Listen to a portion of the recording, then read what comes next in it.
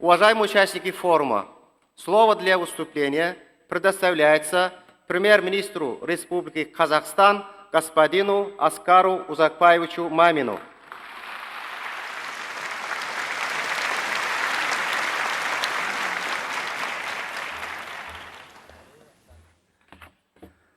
Уважаемый Гурбангулы Мелюгулевич, уважаемые коллеги, уважаемые участники форума, проведение первого Каспийского экономического форума свидетельствует о важности и актуальности договоренности, достигнутых главами прикаспийских государств на саммите в Актау в прошлом году.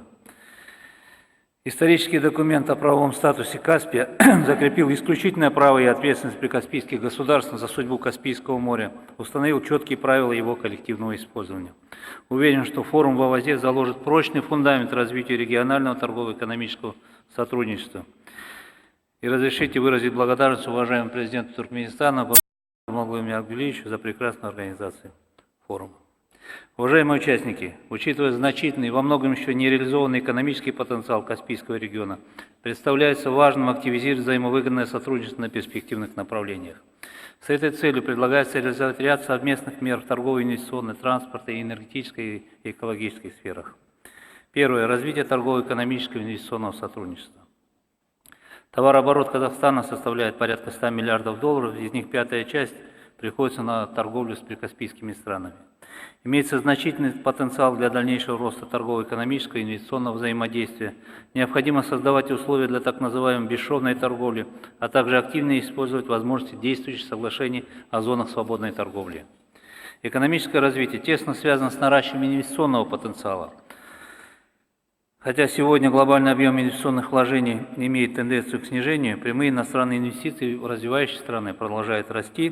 В прошлом году в Республику Казахстан было привлечено порядка 25 миллиардов прямых иностранных инвестиций, 25 миллиардов долларов США. Поэтому государства и региона, заняв проактивную позицию, могут стать точкой притяжения иностранного капитала.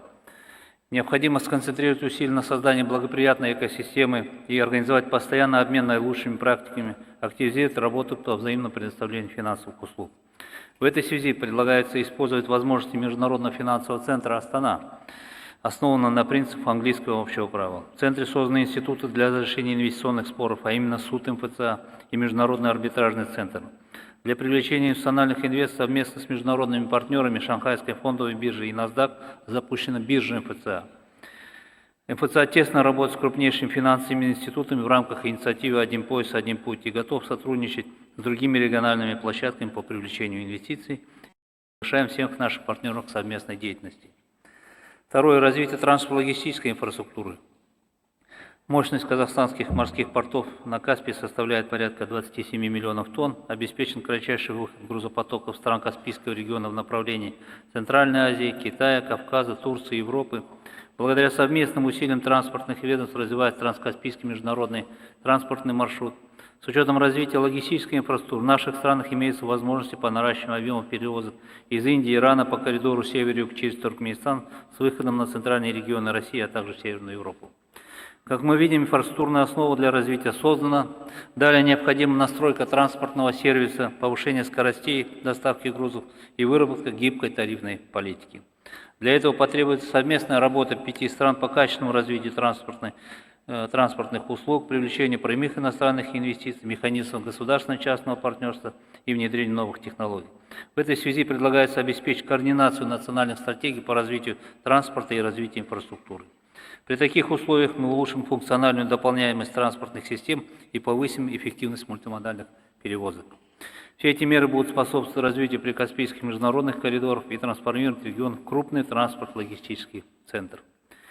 Третье. Развитие туризма на Каспии. По имеющим оценкам, курорты Каспийского моря потенциально могут принимать несколько миллионов туристов. Нам, безусловно, необходима современная туристическая инфраструктура.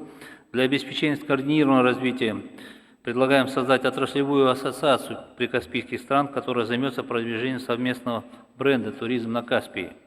Одним из новых продуктов может стать запуск круизных маршрутов с остановками в портах прикаспийских стран. Мы увеличим поток туристов, будем развивать туристическую инфраструктуру, повысим число занятых в сфере туризма, увеличим объем инвестиций в отрасль. В настоящее время страны Центральной Азии ведут переговоры по взаимному признанию визовых режимов в отношении туристов из третьих стран, силковая виза, которая позволит дополнительно стимулировать въездной туризм из дальнего зарубежья. С учетом уникальности Каспия и исторической значимости Великого Шелкового пути, полагаю целесообразным уполномоченным ведомством провести переговоры по охвату таким инструментом всей территории Прикаспийского региона. Четвертое. Взаимодействие в энергетической сфере. Каспий богат природными ресурсами. По разным оценкам, запасы нефти совокупно составляют около 10 миллиардов тонн нефти. За последние годы в Каспийском регионе начата разработка крупнейших месторождений. Для их освоения была создана вся необходимая инфраструктура: судостроительные верфи, заводы по производству металлоконструкций, базы поддержки морских операций. Успешно функционируют крупные строительные и сервисные компании. Предлагается приложить общие усилия для создания совместных предприятий между сервисными компаниями наших стран и максимально использовать потенциал имеющейся инфраструктуры. Кроме этого, возрастает спрос на квалифицированных специалистов для работы на морских месторождениях. В Казахстане действуют центры подготовки кадров по международным стандартам, и мы готовы обучать специалистов из соседних государств для нужд нефтегазовой отрасли. В целом, учитывая высокую экочувствительность Каспийского моря, нам необходимо тесно сотрудничать в вопросах защиты экологии и применения новых морских технологий, обмена знаний и опытом в области разработки нефтегазовых месторождений. Вместе с тем, Каспийский регион перспективен для развития большинства источников возобновляемой энергетики, таких как солнечные электростанции, ветроэнергетика, гидроэнергетика. В этой связи призываю содействовать совместному долгосрочному развитию альтернативной возобновляемой энергетики в регионе. Для выработки скоординированной политики и стратегии в энергетической сфере предлагаем объединить усилия в проведении энергетических исследований в рамках различных форматов сотрудничества. Пятое. Экологическое взаимодействие в рамках стратегической инициативы «Устойчивый Каспий». С 2005 года наблюдается снижение уровня Каспийского моря. Оно постоянно подвергается техногенным рискам разведки и добычи нефти и газа. В этих условиях нам необходимо приложить усилия для сохранения и восстановления экосистемы Каспийского моря. Правовые условия для этого созданы рамочной конвенцией по защите морской среды Каспия. В рамках «Пятерки» также успешно реализуется ряд договоренностей, которые обеспечивают строгую экологическую проверку проектов, создающих потенциальные риски для Каспийского моря. Объединение усилий по изучению стоков впадающих рек и проведение совместного комплексного мониторинга Каспийского моря по единой методике позволит нам своевременно принимать меры по недопущению ухудшения состояния Каспия. Успешной платформой для содействия продвижения и улучшения вопросов развития Каспийского региона и внедрения чистых технологий может послужить созданный в Казахстане Международный центр зеленых технологий и инвестиционных проектов. Мы готовы к совместной работе по данному направлению. Сохранение биоразнообразия является одним из безусловных приоритетов. В частности, один из таких проектов, Каспийский проект, по которому мы работаем, это Каспийский тюлень является единственным представителем морских млекопитающих в фауне Каспийского моря и имеет статус, находящийся под угрозой исчезновения в красном списке Международного союза охраны природы.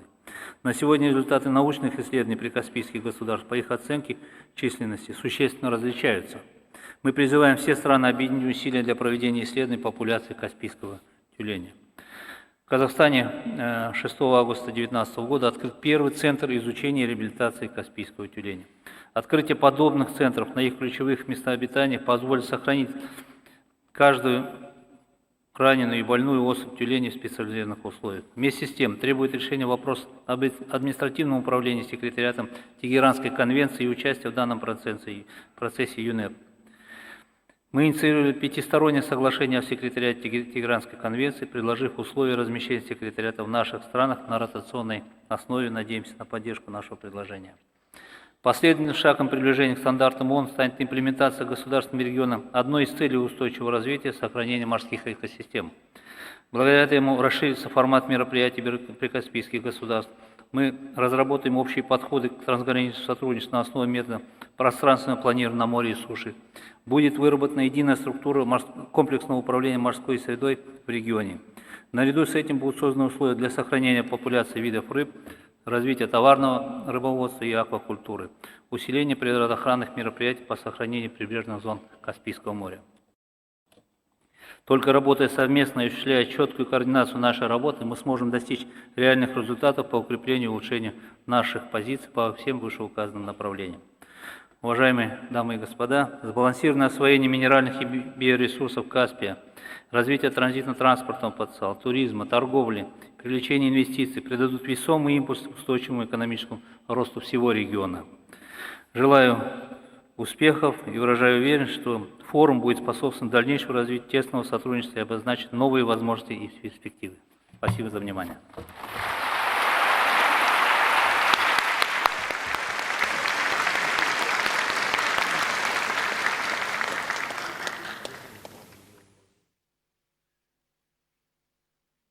Благодарю вас, уважаемый Аскар Узакбаевич, за ваше выступление. Республика Казахстан играет важную роль в реализации крупных международных инициатив на Каспийском море. Существует твердая уверенность, что конструктивная позиция Казахстана по их продвижению будут способствовать активному интегрированию нашего региона в систему мирохозяйственных связей. Еще раз большое спасибо.